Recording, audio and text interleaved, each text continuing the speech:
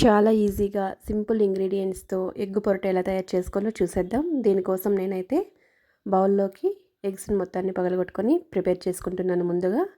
ఈ విధంగా ఎగ్స్ మొత్తం ఒక బౌల్లోకి తీసుకొని ఇప్పుడు స్టవ్ పైన ప్యాన్ పెట్టుకొని అందులోకి 2 టేబుల్ స్పూన్ల ఆయిల్ అయితే యాడ్ చేసుకోవాలి. ఇందులోకి పోపు దినుసులు అలాగే కరివేపాకు యాడ్ చేసుకోవాలి. ఆనియన్స్ అయితే కొద్దిగా ఎక్కువగానే పడతాయి. చాలా సన్నగా అయితే కట్ చేసుకోవాలి. టేస్ట్ బాగుంటుంది అప్పుడే. ఈ విధంగా సన్నగా కట్ చేసుకున్న ఆనియన్స్ మొత్తాన్ని వేసి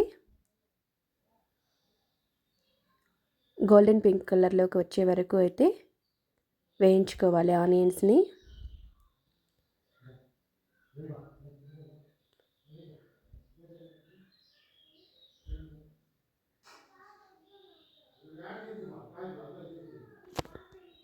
ఈ విధంగా ఆనియన్స్ మొత్తాన్ని వేయించుకున్న తర్వాత ఇందులోకి పచ్చిమిర్చీలు కూడా యాడ్ చేసుకోవాలి.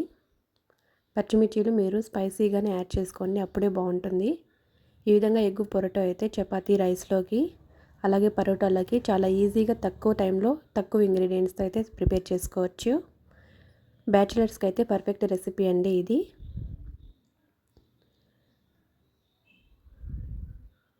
ఇలా పచ్చిమిర్చీలు వేసి పచ్చిమిర్చీలు కూడా ఆయిల్లో బాగా ఫ్రై అయ్యే వరకు అయితే వేయించుకోవాలి.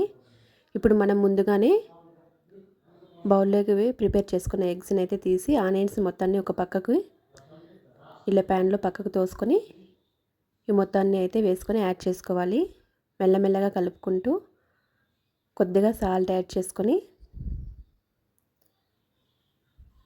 ఈ ఆనియన్స్ ఎగ్ మొత్తము అయితే మిక్స్ అయిపోవాలి. సన్నని మంట పైన పెట్టుకొని మొత్తాన్ని అయితే ప్యాన్కి అంటుకోకుండా నీట్గా మొత్తాన్ని ఈ విధంగా అయితే వేయించుకొని ప్రిపేర్ చేసుకోవాలి. వేడిగా చపాతీలోకి కానీ రైస్లోకి కానీ సర్వ్ చేసుకున్నామంటే చాలా అంటే చాలా టేస్టీగా ఉంటుందండి. Thanks for watching. ఇలాంటి మరిన్ని వీడియోస్ కోసం మన ఛానల్ని ఒకసారి విజిట్ చేయండి.